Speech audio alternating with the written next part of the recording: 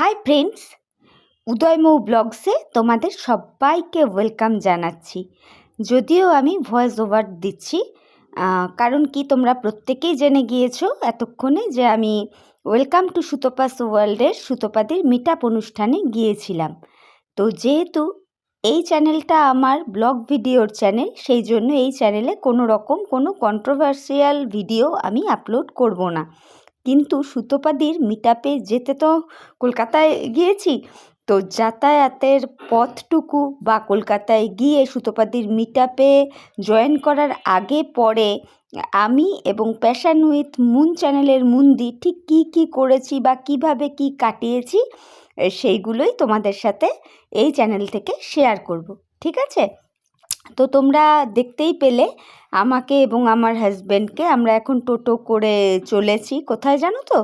যাচ্ছি আমরা স্টেশনের দিকে, মানে তখন যাচ্ছিলাম, ভুলেই গেছি যে ভয়েস ওভার দিচ্ছি। তো যাই হোক, তোমরা দেখতে থাকো, আশা করি ভালো লাগবে। আর যদি আমার এই চ্যানেলের ভিডিও দেখে তোমাদের ভালো লাগে তাহলে অবশ্যই লাইক, কমেন্ট, শেয়ার আর সাবস্ক্রাইব করে আমার চ্যানেলের পাশে থাকবে, এই আশাই রাখি। তো দেখো, আমরা এখন যাচ্ছি রোড স্টেশনের দিকে। আমাদের ট্রেন ছিল তিস্তা তোরসা। আর এই তিস্তা তোরসাকে না, মানে আমাদের এই নর্থ বেঙ্গলের মানুষজন গরুর গাড়ি বলে। সিরিয়াসলি বলছি বন্ধুরা, 14 ঘন্টা 15 ঘন্টা টাইম লাগায়, কিন্তু আমাদের কপাল ভালো ছিল যে আমরা যেদিন যাই সেদিন ট্রেনটা একদম অন টাইম ছিল। এই হলো ব্যাপার। তো ভাবলাম যে যাতায়াতের পথটা তোমাদের সাথে একটু শেয়ার করি, ভালো লাগবে। আর মিট আপের ভিডিও তো তোমরা আমার সিম্পল গার্ল মৌ চ্যানেলে দেখেই নিয়েছো। তো আমার এই চ্যানেলে এই ভিডিওগুলোর মাঝখানে মিট আপের ভিডিও কিন্তু থাকবে না। এই যে তোমরা সামনের রাস্তাটা দেখতে পাচ্ছ, যেখানে অনেক গাড়ি ঘোড়া দাঁড়িয়ে রয়েছে, এটা হচ্ছে 34 নম্বর জাতীয় সড়ক। এটাকে আমাদের এখানে গোশালার মোড় বলে। তো দেখো, আমরা এবার এই মোড়টা ক্রস করে সোজা সামনের দিকে এগিয়ে যাব রোড স্টেশনের দিকে। প্রায় চলেই এসছি রোড স্টেশনের কাছাকাছি, তোমরা দেখতে থাকো। এইবার ডান সাইডে একটু খেয়াল করবে, যে জায়গায় লেখা আছে জলপাইগুড়ি গোশালা। আমি বহু বছর আগে একবার গোশালা এসছিলাম, তারপরে আর আসা হয়নি, মানে ঘোরার উদ্দেশ্যেই এসছিলাম। দেখতে পাবে এক্ষুনি ডান দিকে দেখবে একটা বিরাট বড় গেট, এই যে দেখা যাচ্ছে, দেখো এই যে ডান সাইডের গেরুয়া গেরুয়া কালার, এই যে এটা হলো আমাদের জলপাইগুড়ি গোশালা। তো আমরা ক্রমশ আমাদের রোড স্টেশনের দিকে এগিয়ে আসছি। চলো দেখতে থাকো। এই যে রোড স্টেশনের রাস্তাতে ঢুকেও পড়েছি, আর ভীষণ পিকচারটা কাঁপছে। কারণ কি জানো তো, রোড স্টেশনের রাস্তাটা জায়গায় জায়গায় ভালো, জায়গায় জায়গায় একটু এবড়ো খেবড়ো, সেই জন্য ভীষণ একটা আনন্দ ভেতরে ছিল যে এত দূরে যাচ্ছি ফার্স্ট টাইম, তাও আবার একাকী। অ্যাকচুয়ালি আমার ফ্যামিলিতে আমার হাজব্যান্ড বলো, বাবা মা বলো, কেউ কখনো একা কোথাও ছাড়েনি। তো লাইফে এই প্রথমবার আমি এবং মুন্দি একাকী কলকাতার মতন জায়গায় যাচ্ছি। এটা আমাদের ব্যক্তিগতভাবে নিজেদের কাছে ভীষণ একটা এক্সাইটিং ব্যাপার ছিল। তো দেখতে থাকো, এই যে পৌঁছে গেছি আমাদের রোড স্টেশনে। দেখো লেখা আছে জলপাইগুড়ি রোড। তো এরপর আমরা ভেতরের দিকে যাব। হাজব্যান্ড আমাকে তুলে দিতে এসেছিলো, তোমাদেরকে তো বললামই। আর ভীষণ ঠান্ডা ছিল ওই দিন, কি বলবো বন্ধুরা। এমনি আমাদের নর্থ বেঙ্গলের তো ঠান্ডা বেশি পড়ে জানোই। এই যে আমি গতকালকে ট্রেন জার্নি করে এসছি, আজকের যদি জলপাইগুড়ির কথা বলি, আজকে 16 তারিখ, আজকেরই যদি কথা বলি, মানে মারাত্মক ঠান্ডা, বাইরে কিচ্ছু দেখা যাচ্ছে না, এরকম একটা ব্যাপার। তো যাই হোক, দেখো এখন আমি রোড স্টেশনের ভেতরের দিকে ঢুকছি। আর স্টেশনটা খুব সুন্দর করে সাজিয়েছে, সেটাও তোমাদের সাথে একটু শেয়ার করলাম। তো চলো দেখতে থাকো। ভিডিও দেখে যদি তোমাদের ভালো লাগে, কোনো জোর জারি নেই, ভিডিও দেখে যদি ভালো লাগে তবেই তোমরা সাবস্ক্রাইব, লাইক করে আমার পাশে থেকো, আমাকে একটু সামনের দিকে এগিয়ে যেতে হেল্প করবে, এটুকু তোমাদের কাছে আমি আশা রাখি, এই আর কি। তো আমার হাজব্যান্ড অলরেডি চলে গিয়েছে টিকিট কাউন্টারের কাছে, ও একটা প্ল্যাটফর্ম টিকিট কাটতে গেল আর কি, ওর জন্যে। আর টাইমটাও শুনে নেবে যে এই স্টেশনে মানে রোডে আর কি কখন তিস্তা তোরসা আসবে।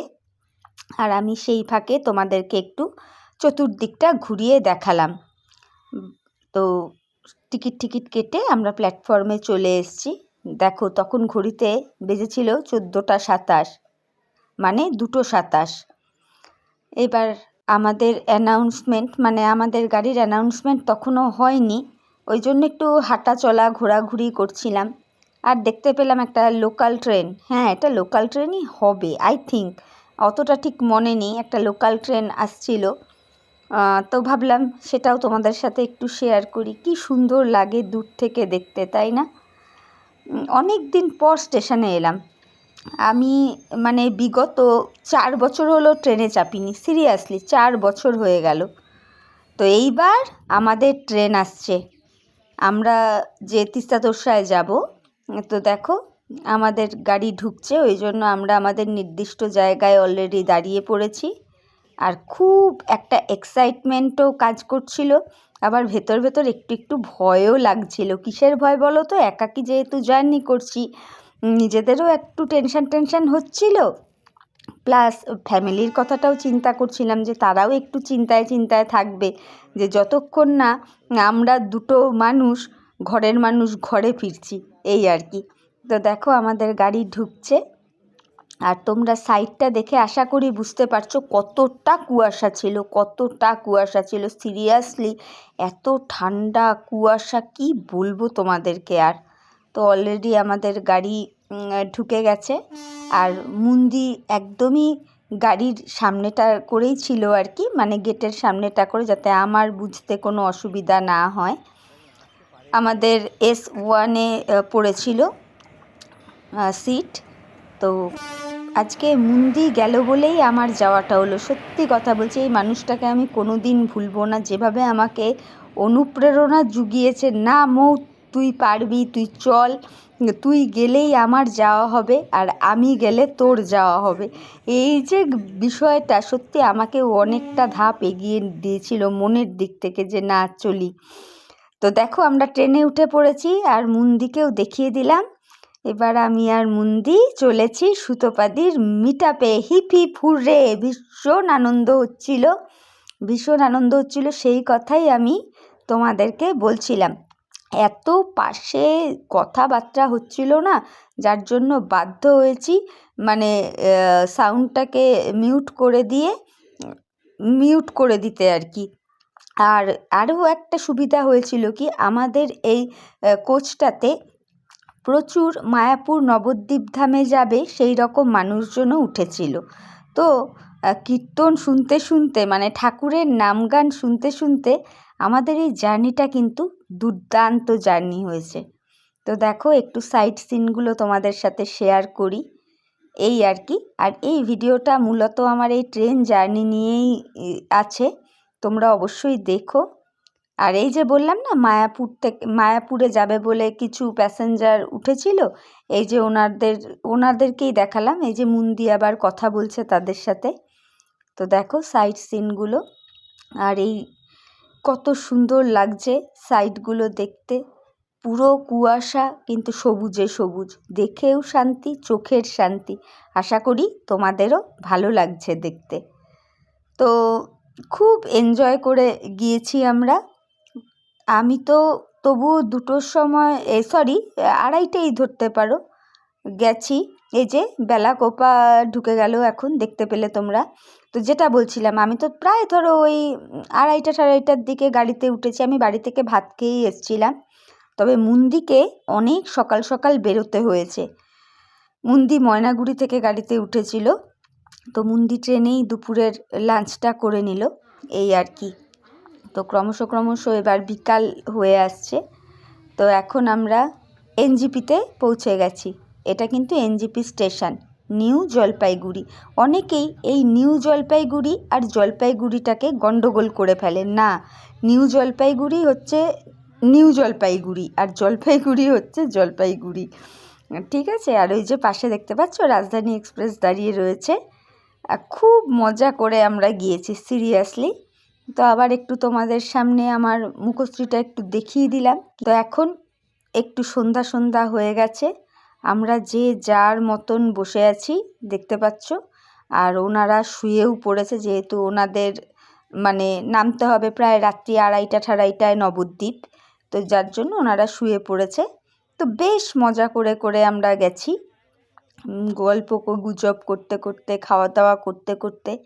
আর ঠান্ডার সময় তো মারাত্মক ঠান্ডা ছিল, কি বলবো। আর বললাম না একটু বেশ বিকেল বিকেল হয়ে আসছে, তো তোমরা আশা করি সাইডটা দেখে বুঝতেই পারছো, একে তো কুয়াশা ছিল, তার উপর মানে বিকেলও হয়ে এসছে। তো দেখো খুবই ভালো লাগবে তোমাদের। আর বললাম যে ভীষণ এক্সাইটেড ছিলাম আমরা, যেহেতু একা একা গেলাম আর কি, এই ফার্স্ট টাইম। আর আমার কি হয় বলো তো, অতিরিক্ত জার্নি যদি করে ফেলি না, ভীষণ মানে গা হাত পা টাটিয়ে যায়, ব্যথা যন্ত্রণা হয়ে যায়। তো যাই হোক, যেটা নিয়ে এখন আর কি ভুগছি, মানে পর 12, 13, 14 এই 3টা দিন একদম মানে এতটা জার্নি করেছি, ঘোরাঘুরি মানে আনন্দ করার সময় তো ফুল টু মস্তি করে আনন্দ ফানন্দ সব কিছু করে এসেছি, এখন হাড়ে হাড়ে বুঝতে পারছি, বুঝলে তো। তো দেখো এখন অনেকটাই রাত হয়ে গেছে, তো মালদার কাছাকাছিতে আর কি আমরা এই জায়গাটা। তো দেখো গাড়ি চলছে আর চলছে, আমরা নিজেরা কথাবার্তা বলছি যে কখন যে ভোরটা হবে আর কখন যে আমরা কলকাতায় গিয়ে পৌঁছবো। আর অনেক ভিউয়ার্সরাই আমার কাছে জানতে চাইছিল সেই দিন আর কি, যে আমরা সুতোপাতির মিটআপে যাচ্ছি কি না। একটা সাসপেন্সেই রেখেছিলাম যে দেখা যাক কি হবে, এরকম একটা ব্যাপার। ভেবেছিলাম যে একদম সারপ্রাইজ দেবো, কিন্তু আবার অনেকে বুঝেও নিয়েছিল যে হ্যাঁ আমরা চলে গেছি আর কি, মানে আমরা যাচ্ছি যে এটা বুঝেই গিয়েছিল। তো মালদা টাউনে এখন ঢুকে পড়েছে, তোমরা দেখতেই পাচ্ছ।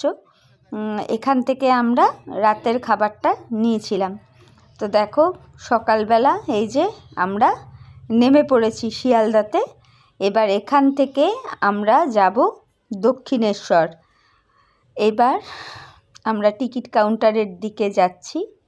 তো টিকিট কাটা হয়ে গেছে আমাদের, দিয়ে আমরা লোকাল ট্রেনে উঠে পড়েছি ডানকুনিতে। দিয়ে আমরা যাচ্ছি কোথায়? দক্ষিণেশ্বরে। বাপরে বাপ, প্রচুর ভোরে গাড়ি ছিল গো, 4:45, হ্যাঁ 4:45 ধরো, 4:45টার সময় ট্রেন ছিল। একে ঠান্ডা কুয়াশা, মানে কি বলবো। আর এমনই কপাল, সেদিন শুনলাম কলকাতাতেও মানে 13 তারিখে কলকাতাতে 12.6 এইরকম টেম্পারেচার ছিল। তো যথারীতি দক্ষিণেশ্বর পৌঁছে গেছি। তো ভোরবেলায় কোনো হোটেল ফোটেল তখনও খোলেনি, বুঝলে তো। তো কী করব, আমি আর মুন্দি একটু দক্ষিণেশ্বরের ভেতরটাতেই হাঁটাচলা করছিলাম, আর ভাবলাম ভোরবেলা মায়ের মন্দিরটা তোমাদেরকে দর্শন করিয়ে দিই।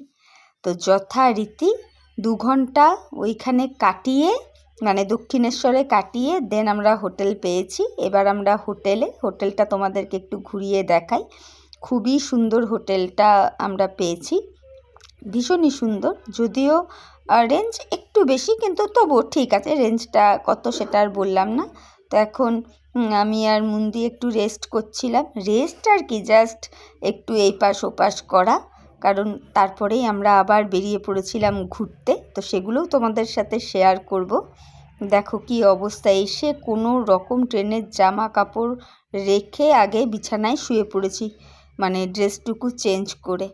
তো চলো এই ভিডিওটা এই অবধিই থাকলো। যদি তোমাদের ভিডিওটা দেখে ভালো লাগে তাহলে তোমরা অবশ্যই লাইক, কমেন্ট, শেয়ার আর সাবস্ক্রাইব করে আমার চ্যানেলের পাশে থেকো। এরপরে আমরা কি করেছি কি না করেছি সবটাই তোমাদের সাথে শেয়ার করব। শুধু সুতোপাদির মিটআপের ওই পার্টটুকু তোমরা আমার সিম্পল গার্ল মৌ চ্যানেলেই দেখতে পাবে, এখানে আমি শেয়ার করব না, ঠিক আছে? তো টাটা।